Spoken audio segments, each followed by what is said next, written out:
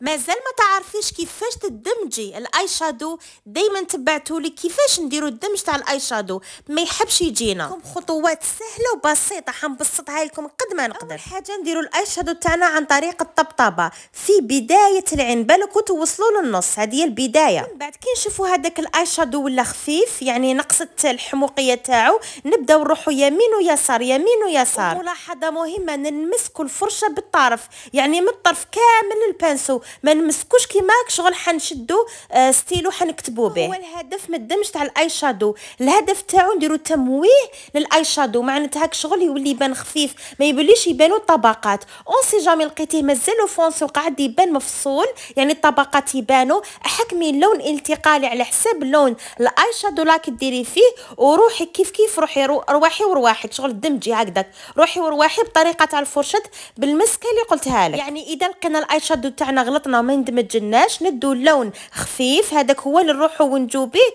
ويندمج لنا الاي شادو.